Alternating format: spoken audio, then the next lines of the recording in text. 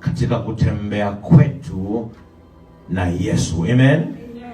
Katika kutembea kwetu na Yesu tuna idadi kubwa sana ya Wakristo, tuna idadi kubwa sana ya watu wanaompenda Mungu, waliokoka wakampokea Yesu, wakaanza kutembea na Yesu, lakini kuna vitu katika kutembea na Yesu vinatokea. Ni vizuri kujua vitu fulani ambavyo vinakuwa sababu ya ajali katika safari yetu ya kiroho. Napenda kuzungumzia the most common causes of spiritual accidents.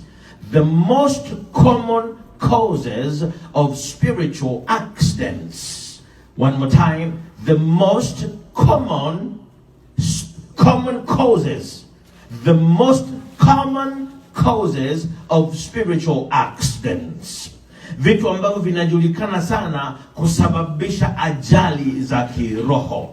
Ajali za kiroho, vitu common vinavyojulikana ambavyo vinasababisha ajali za kiroho. Unapotembea na Yesu, kuna vitu ambavyo lazima uvifahamu ili usiweze kupata ajali za kiroho au ya kiroho, na ikitokea unapata ajali ya kiroho ujue namna ya kurecover. Amen. Amen. Mtoto mdogo anapokuwa amezaliwa, anakuwa hajui mengi. Lakini anavyoendelea kukua, kuna vitu vingine vinamtokea bila lengo la kumuumiza, rather kumfundisha. Bwana asifiwe. Bwana asifiwe. Na kutokea ajali anazopata mtoto, anazidi kugain wisdom. Kuna njia 4 za kupata wisdom. Kama unakumbuka, njia 4 za kupata wisdom. Njia ya kwanza tunaijua ni kupitia neno. Amen. Wisdom comes by hearing of the word of God. Kupitia neno tunapata wisdom. Njia ya pili ya kupata wisdom, nakumbuka, experience. There are some things you got to go through to be able to gain wisdom. There are something you got to experience. As long as you do not experience, you will never gain. And God allows us every now and then to go through some things, experience something, so we'll be able to gain wisdom. Bwana huwa anaruhusu wakati mwingine tupitie vitu fulani, tupate ajali fulani, ili tuweze kupata hekima zaidi. Hallelujah. Njia ya tatu unaikumbuka ya kupata wisdom ni nini? Laying hands. Kwa kuwekewa mikono unapokea pia wisdom. Bwana asifiwe. Bwana asifiwe. Bwana asifiwe. Nani anakumbuka ya 4? Ipi hiyo? Okay. Tupige Mungu makofi kwa ajili ya Maiga. Kuna the gift of wisdom. The gift of wisdom. Unapata wisdom kwa sababu ni gift Bwana amekupatia. Njia 4. Njia 4 kama ulikuwa umesahau. Ndio maana ni vizuri kujifunza neno. Hallelujah. Kwa hiyo kwa kifupi, lazima kuwa na hekima, na hekima usipokuwa nayo utagonga vitu vingi sana. Wisdom, Biblia inasema wisdom is the principal thing. Wisdom, hekima ni kitu cha msingi sana. Get wisdom, get understanding. Hallelujah. Bwana asifiwe. Mwambie jirani yako, unajifunza maneno leo. Mwambie kwa sauti kubwa zaidi, najifunza maneno leo. Title yetu again ni the most common causes of, come on somebody, spiritual accidents. The most common causes of spiritual accidents. Ajali zinapotokea au inapotokea, either umefanya kosa kwa kujua au kwa kutokujua, au mwingine amefanya kosa kwa kujua au kutokujua na wewe ukahusishwa. Make sense, right? Tukitumia mifano ya kawaida, vitu vinavyosababisha ajali za barabarani, tumepitia hiki, tumejifunza, naongezea leo. Tulisema cha kwanza kinachosababisha ajali za barabarani ni distracted driving. Mnakumbuka? Distracted driving. Unapokuwa unaendesha gari, hupaswi kuwa na shughuli nyingi au kuruhusu vitu ambavyo vinaweza vikaondoa focus yako from driving. Tuko pamoja? Unapotembea katika wokovu, my brothers and sisters, nasikilize. Unapotembea kwenye wokovu, kuna vitu hupaswi kuviruhusu viingie vikakutoa kwenye focus ya wokovu. Tunapata ajali za kiroho. Mtu anaacha kuomba, mtu anaacha kutoa sadaka, mtu anaacha kwenda kanisani, mtu anaacha hiki au kile, kwa sababu tunakuwa distracted na vitu mbalimbali. Tunavipitia vitu vichache vinavyokuwa distracted. Kwa Kiswahili nini? Kama wow. Kiswahili kuwa distracted.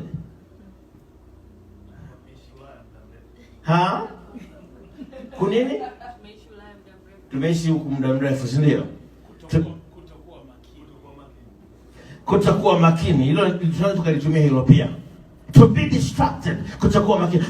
Unakuwa distracted. Ni kama unaingiliwa na vitu ambavyo havipaswi kuchukua mind yako at that particular time. There's nothing sensitive such as walking with Jesus in salvation. We take it so lightly. Ukiokoka mwanzoni, we become sensitive to our salvation, to the salvation of the Lord. We become sensitive. Tunamfuata Mungu, tunakwenda kwenye maombi, tunafanya hiki, tunaomba. Halafu baadaye, guess what happens? Hello? Talk to me. Sensitivity inatokea, desensitization inatokea. Tunakuwa desensitized. Kwa Kiswahili nini? Jamani, kumbushe. Kuwa desensitized.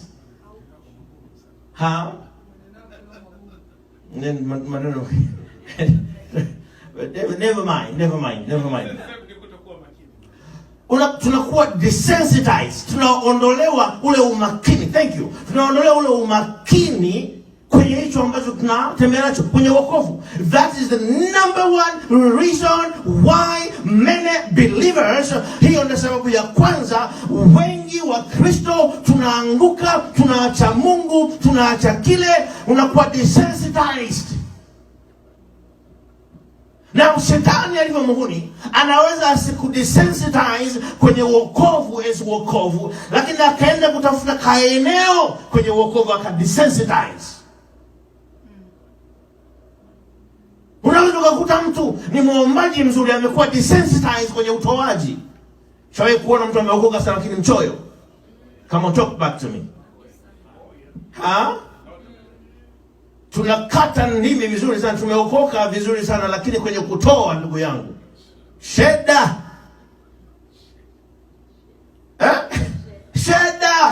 hiyo. Kutoa. Hakuna kitu kibaya kama kwa mlokole mchoyo.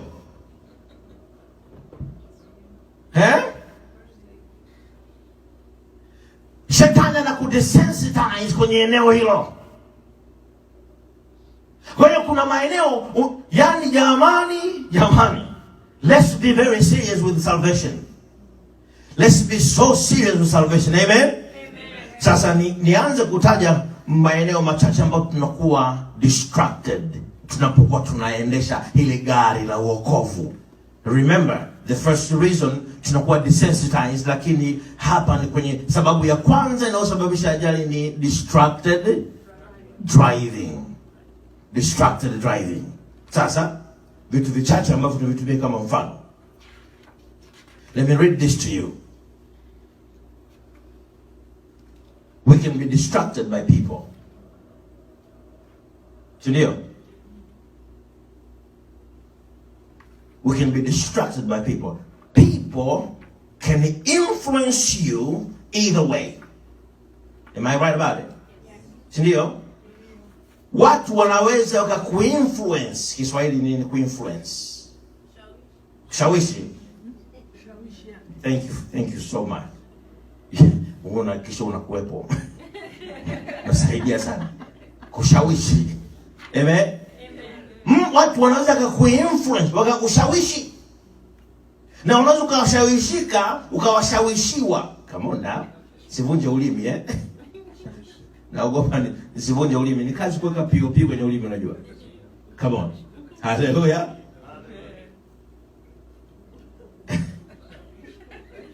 Kuweka POP kwenye ulimi ni kazi. But people can influence you either way. Watu wanaweza kukushawishi ila kwenye mazuri au mabaya. Na ndio maana as good as somebody can be, haijalishi mtu ni mzuri kiasi gani. Jamani, tuombe Mungu kabla ya kuhook up with people. Tuko pamoja? Jamani, tuko pamoja? Let me read this. People include what? Family, friends, and so forth, right? Let me read this again. Wise Christian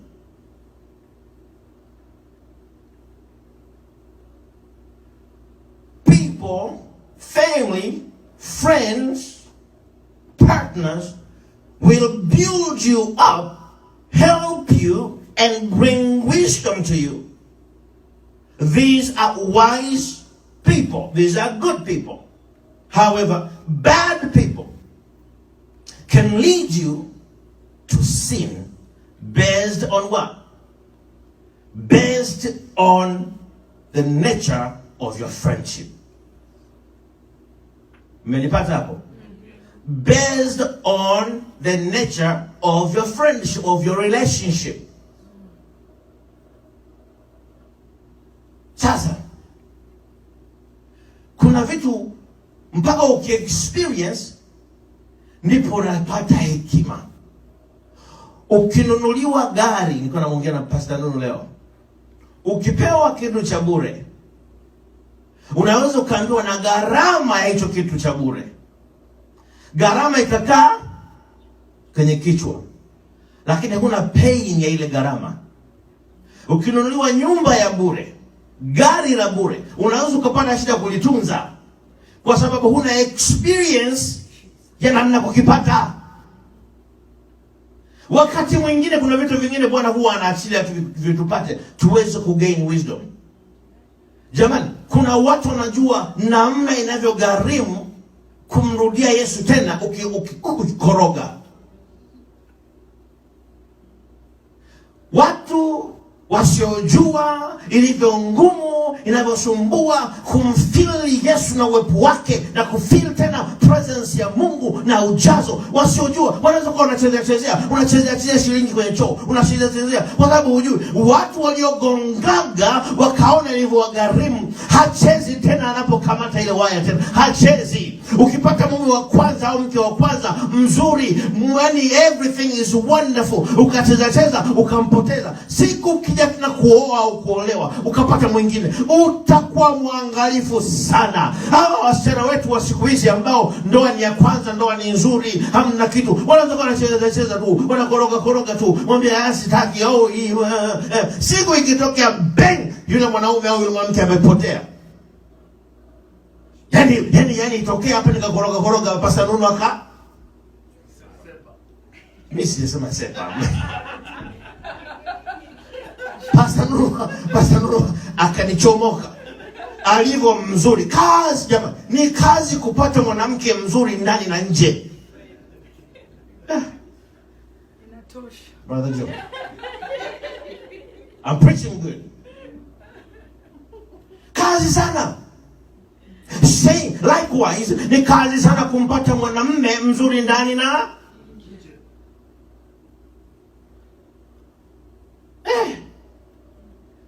Anyway, tuendelee. Pastor, can I say something? Come on, Mama. Come here.